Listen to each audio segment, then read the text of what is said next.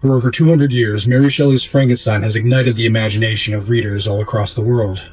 Can you even remember the first time you've heard about this story and its iconic monster? Well, I can't. It's almost as if Mary Shelley's gothic classic is ingrained into society. It's a tale that we've inherited rather than discovered. And a massive reason of why it's so pervasive is this image. I would wager a large percentage of the small amount of money that I have that no one watching this video was born before 1931. So this image of Boris Karloff as Frankenstein's monster has been something that you've seen your entire life. Whether you love, are indifferent to, or have never seen this film at all, you know this face. You've likely grown up with some version of Frankenstein's monster, which was almost certainly shaped by Jack Pierce's makeup design. But is this iconic design the best or most accurate depiction of Victor Frankenstein's creature? Join me as I dig through the on-screen portrayals of the monster and paint my personal favorites, as seen through painted eyes.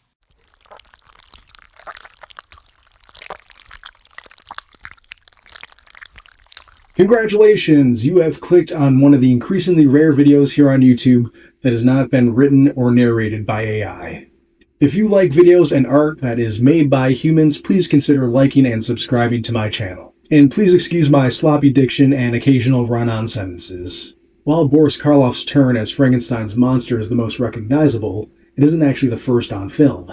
In 1910, Thomas Edison produced the first on-screen adaptation of Mary Shelley's Frankenstein. This film was largely made to advertise Edison's camera, the kinetoscope. The fact that there's an adaptation of Frankenstein in the infancy of filmmaking is a testament to how enduring Mary Shelley's work is. Due to the social norms at the time, the accuracy of this adaptation is loose to say the least. I got a kick out of this press release that was written by an Edison Company staff writer. In making the film, the Edison Company has carefully tried to eliminate all actual repulsive situations and to concentrate its endeavors upon the mystic and psychological problems that are found in this weird tale. Whenever, therefore, the film differs from the original story, it is purely with the idea of elimination of what would be repulsive to a moving picture audience. I wonder if Mary Shelley's weird tale was considered old-fashioned and problematic in 1910. It's a funny thought. And what does a pre-Hollywood and pre-visual effects Frankenstein's monster look like? Well, let's take a gander. Honestly, I kind of like it. Keep in mind that this film was made decades before makeup teams and visual effects departments. It's likely that the monster's actor, Charles Ogle, did the makeup himself, which was fairly common for stage actors in those days. Similar to a commedia dell'arte clown, his wild mane stands in stark contrast to social standards of the era, as well as his burlap and rope fit. This version of the creature has a clown meets Quasimodo vibe to it. But what I find most intriguing about this design is his hands. His long, gnarled fingers resemble rotting tree roots. I look at them and I can't quite tell how they were made, which kinda gives them an uncanny feel. It looks like a thing that should not be, something that stands in opposition to polite society, something that doesn't belong. An abomination. Between 1910 and 1931, there were two other attempts. The 1915 Life Without Soul and Italy's Il Mostro di Frankenstein in 1921. Both are largely lost to time, and in the surviving pieces are either unremarkable or it's just a guy with very intense-looking eyes. They're historical footnotes, but it does prove that Frankenstein was already on the minds of filmmakers worldwide. In 1931, after the massive success of Dracula, Universal Pictures released James Whale's enduring adaptation of Frankenstein. When you think of Frankenstein, this is most likely the version that comes to mind, but why is it great? Let's break it down. I think the thing that is most immediately noticeable about Karloff's monster is his size. While Karloff wasn't short standing at 5'11", he wasn't exactly a giant either. But throw on a massive pair of boots and suddenly he's head and shoulders taller than everyone in the cast. And as you can see in these behind-the-scenes photos, he is surprisingly lean. Using a suit coat to accentuate his shoulders was an inspired decision. These two simple wardrobe choices make his monster feel imposing. But of course the wardrobe is just a small factor in what makes this design iconic. If you get a close-up view of the makeup, it is damn near seamless. This movie is nearly 100 years old, and we can watch it in resolutions now that they couldn't even imagine in 1931. Yet his face holds up better on a high-resolution screen than mine does. The makeup artist Jack Pierce reportedly used a greenish-blue makeup to give Karloff a corpse-like pallor.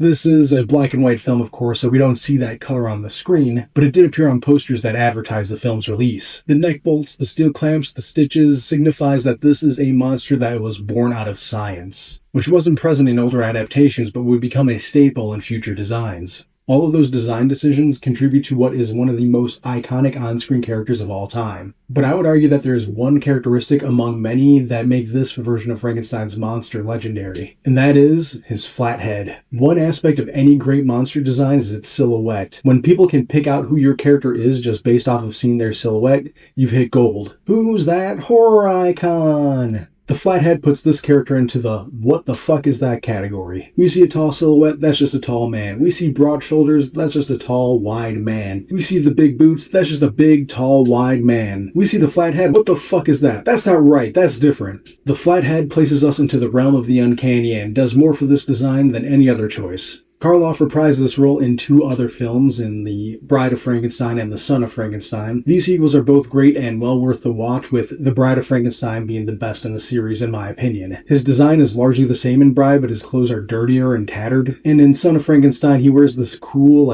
bearskin vest. There's not a miss in the bunch. Boris Karloff and Jack Pierce left a massive mark on this character, one that has and will continue to stand the test of time. While Karloff would retire from the role after The Son of Frankenstein, Universal Pictures would continue to release sequels and spin-offs.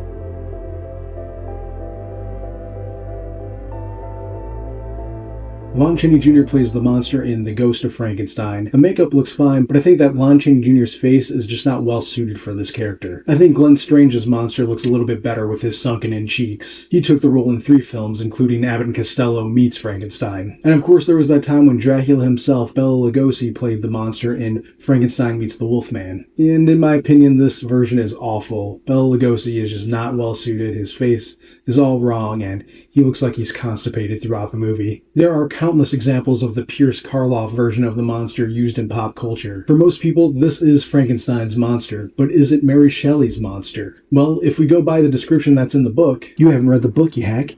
You don't know what it's supposed to look like. You're a fraud. Sitting there like you're some kind of authority on the subject, and you couldn't even bother to read it. Who the hell do you think you are? One moment, folks, I just have to check to see if my stove is still on.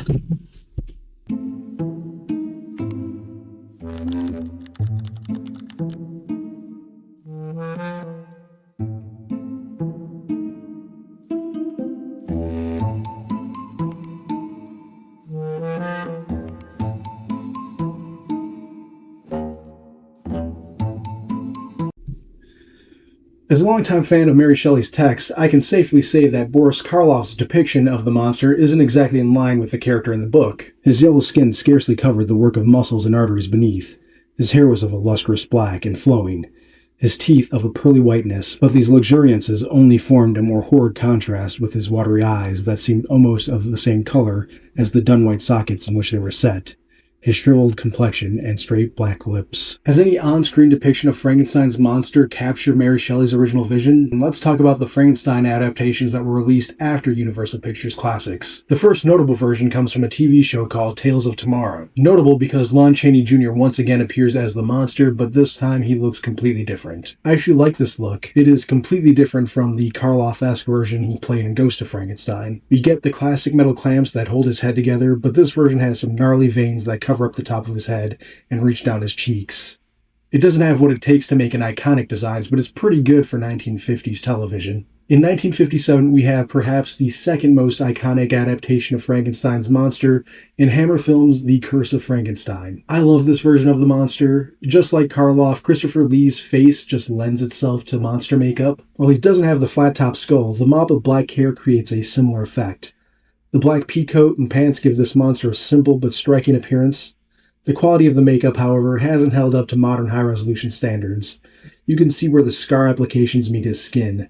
This doesn't bother me personally, but I can see how it could ruin the illusion for someone else. Hammer's horror films never quite hit that same legendary status of the Universal monsters, but this version of Frankenstein's monster stands out as its own original version and is iconic in its own right. There were other Hammer Frankenstein films, but those really strayed far from the original text and not really worth discussing in this video. The Evil Frankenstein is notable because its version of the monster is a Karloff ripoff, but only if the Karloff version was made by an 11-year-old with paper mache. 1957 also saw the release of I Was a Teenage Frankenstein. This isn't the typical monster that you know, so I won't dive deep into it. I just wanted to show you this. I just wanted you to know that this existed. You're welcome. Released in 1961, Dr. Blood's Coffin is far from a traditional adaptation of Frankenstein, but I think this version of the monster looks kinda cool. It looks like a desiccated moss zombie. There were a few other non-traditional adaptations of Frankenstein throughout the 1960s, but we're going to jump to 1970s, The Horror of Frankenstein. This film is notable because it stars David Prowse as the monster. You may not recognize David Prowse's name or face, but you will recognize this famous silhouette. James Earl Jones famously played the voice of Darth Vader, but it was David Prowse who wore the costume. This film is not well regarded, but I do like the look of the monster. Prowse's physique is impressive, and it does kind of echoes what we get in future portrayals. The makeup, while not seamless, has a striking look, taking elements of previous adaptations and simplifying them. And from the same year, Dracula vs. Frankenstein has a monster that appears to be suffering from an allergic reaction due to 1,000 bee stings. Frankenstein from 1973 takes heavy inspiration from Karloff's monster, but it has a completely original story. I'll let you decide for yourself whether that's a good thing or not. In 1974, we get the final Hammer Frankenstein film, Frankenstein and the Monster from Hell, where the monster looks like the missing link between Homo erectus and Australopithecus afarensis. Nearly 20 years after the release of The Curse of Frankenstein, we finally get another iconic portrayal of the monster in 1974's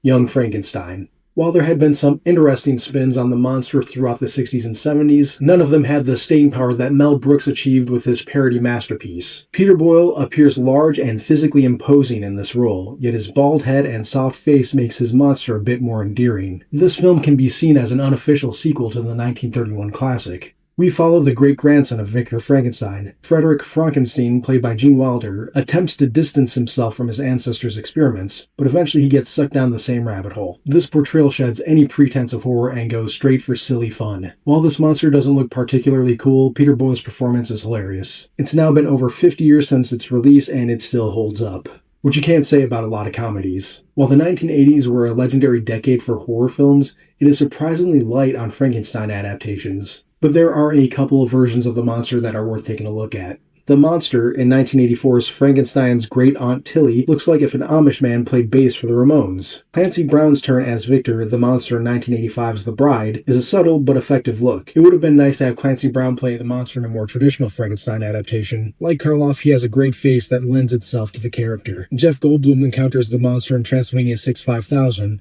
I like how this monster's head is being held on by a neck brace with gear-like fasteners attached to them.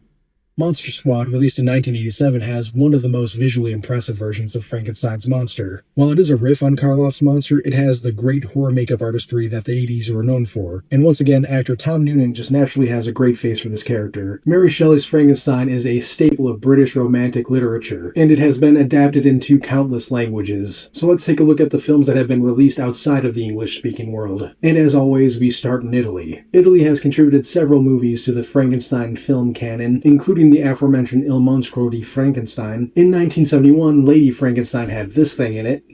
Frankenstein 80 was released in 1972 and features a monster that looks like this. This guy reminds me of someone. I wonder if the creators of Resident Evil 2 were inspired by this guy. There's also 1975's Frankenstein, Italian style. I wasn't able to find this one to watch, but apparently it is a comedic softcore adult film in which Frankenstein's monster has a giant dong. Over in Japan, we get this caveman-like creature in Frankenstein Conquers the World in 1965. They released a sequel the following year called The War of the Gargantuas, where these guys are supposed to be Frankenstein clones. I'm not sure if I'm digging the maroon v-neck under a suit coat look, but the excess flesh around the neck bolts is a nice touch. Of course there are anime portrayals, but this video is already long enough. But let me know if there is something out there in the animated world that is worth taking a look at. There's also Junji Ito's Frankenstein adaptation, but that is once again outside of the scope of this video. But I wanted to point it out because it does remind me of Christopher Lee's portrayal. Mexico has its share of Frankenstein adaptations. The earliest I could find was a 1953 film called Il Monstruo Resuscitato. The Dr. Frankenstein of this film is trying to transfer a mind from one body to another. The creature in this film is less interesting to look at than the Doctor.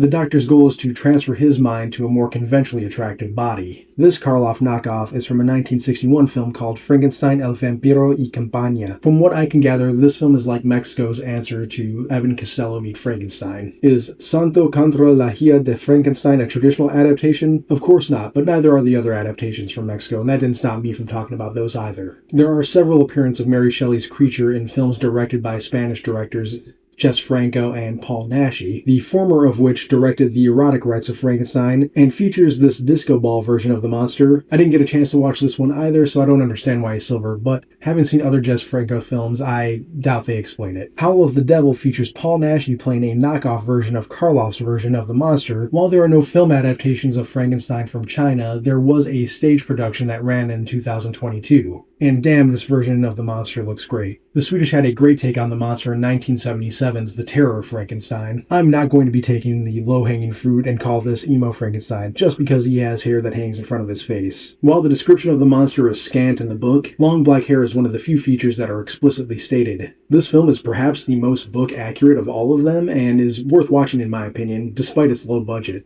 I have barely scratched the surface of the global representation of Mary Shelley's masterpiece. There are hundreds more if we include TV, animation, and comic book adaptations. We haven't even touched on adaptations post the 1980s. I had a small internal debate on what I should consider the modern era of adaptations. If I had chosen to start in the 2000s, it would have been a nice clean break between the 20th and 21st centuries. However, I landed at the 90s as the start of the modern era. It was the beginning of computer-generated special effects. I'm sure you can guess that 1990's Frankenhooker by Frank Henenlotter is not a traditional Frankenstein adaptation, but it's a movie that I enjoy quite a lot and I did want to give it a brief mention here, and the monster in this film is too fun to ignore. Frankenstein Unbound has a time-traveling John Hurt. Raul Julia plays Victor Frankenstein, which I think is excellent casting, and this thing is the monster. I suppose it works for the strange, deconstructed adaptation that heavily leans on science fiction. While there are several C and D Frankenstein films that went direct-to-video, like Frankenstein Reborn and Rock and Roll Frankenstein, I'm going to skip right to the defining adaptation of the 1990s, and that is Mary Shelley's Frankenstein.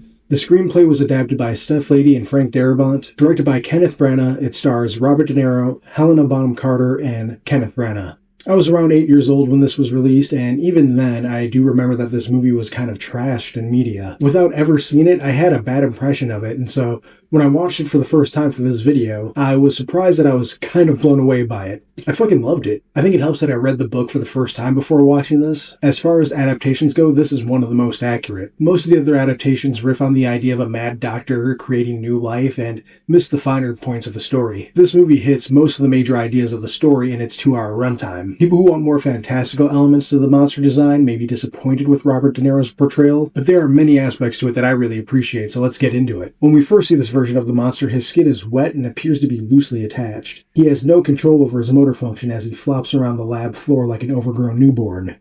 There is something about his eyes that are unsettling to me. Not only are they different colors, but the lighter eye has a deformity in it that makes the pupil look swirled, kind of like how a hurricane looks like on a weather radar. The stitching is also prominent, which makes a lot of sense because this movie takes more of a medical approach to the monster's resurrection. A large portion of this movie we follow Victor through medical school, so it feels steeped in old world medicine and the secrets of life. And the detail is amazing. You see how the skin cinches and stretches as it's being strung together. One of the major weaknesses of this design is the silhouette. I appreciate that it's not just another Karloff ripoff, but it just doesn't have that long-lasting iconic feel that a distinct silhouette would give it. The big coat helps, but it's simply not enough. There's nothing equivalent to neck bolts or flat top that sets it apart. Despite that, I still like it a lot. His face does have an uncanny effect. I think that is because we're looking at a familiar face, but it looks off in some ways that are more subtle than others. His brows kind of sit differently and his mouth opens at a slant from where the stitching starts. While this movie isn't perfect and the design isn't legendary, the movie is pretty great.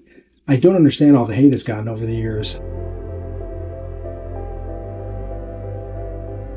And that's really it for the notable Frankenstein designs in the 1990s. But don't worry, the 2000s are filled with Frankenslop. Ryan Reynolds plays the monster in 2000's Boltneck. The monster design is pretty weak, it only really appears in one scene. Otherwise, it's just Ryan Reynolds doing Ryan Reynolds things. It seems like I'm the only person that doesn't like 2004's Van Helsing. I think it exemplifies the slick, overproduced horror action films that littered the 2000s. Movie studios were dying to give their ideas the Blade treatment. Despite that, I do enjoy the segments that feature Frankenstein's monster. The design is like a high-tech take on the Boris Karloff original. It's not particularly groundbreaking, but the makeup looks great and is believable on screen. And Shuler Hensley does a great job of portraying a more sympathetic monster. I, Frankenstein was released in 2014 and stars Aaron Eckhart in the monster role. I admit, I haven't seen this one. I thought it looked terrible when it was released and haven't heard a single good thing about it to inspire me to watch it now.